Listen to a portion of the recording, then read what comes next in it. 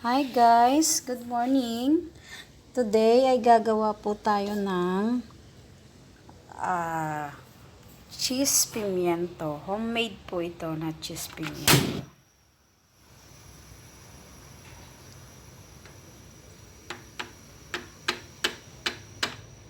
So, ang ingredients po natin ay 250 grams ng cheddar cheese, grated. Meron tayong half cup of condensed milk. Ayusin natin yung dumi. And then, 1 bar or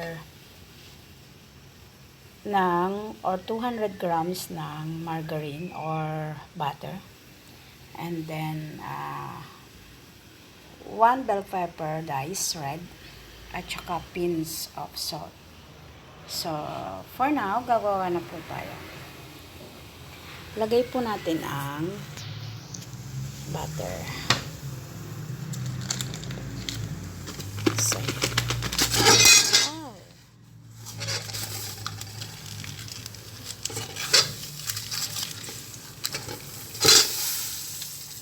masyado malakas ang apoy. Ayan. Lagay na po natin ang cheese na palang. Sobrang dali lang gawin. Bell pepper.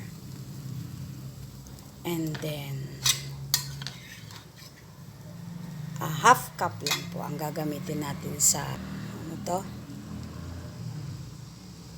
condensed milk. So, half cup lang tayo. Tapos, hintayin lang po natin malusaw lahat.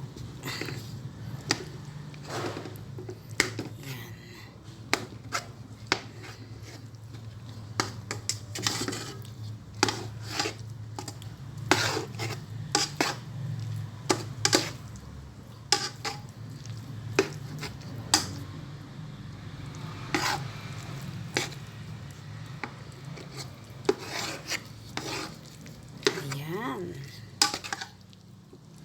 Sobrang dali lang ng paggawa ng cheese pimiento. So, wag lang po natin masyado malakas ang apoy kasi para hindi po siya masunog.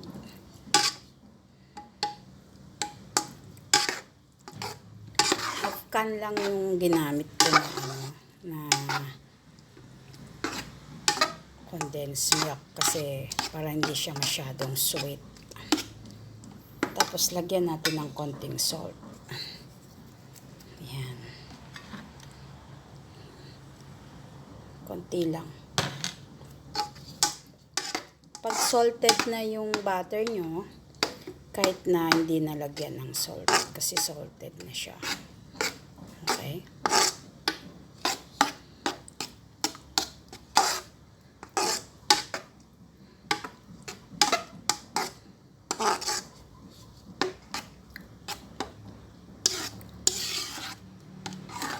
Tayin lang natin malusaw.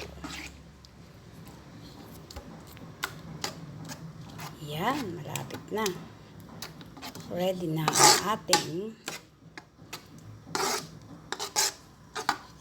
cheese pimiento.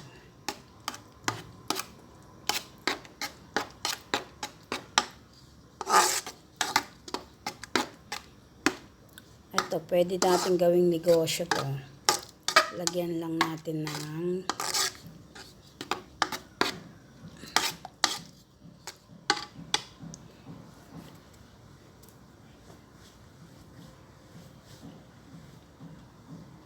tayin lang natin malusaw.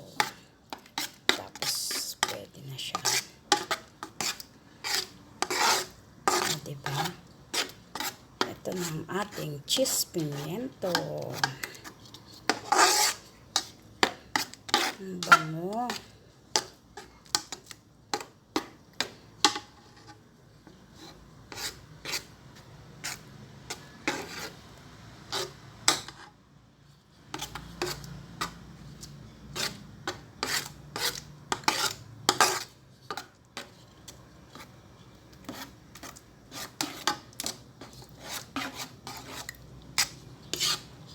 Okay, ito na po ang ating Diba? Cheese, pimiento. Ready na. Tapos, lagay muna natin sa recto para mag-form siya.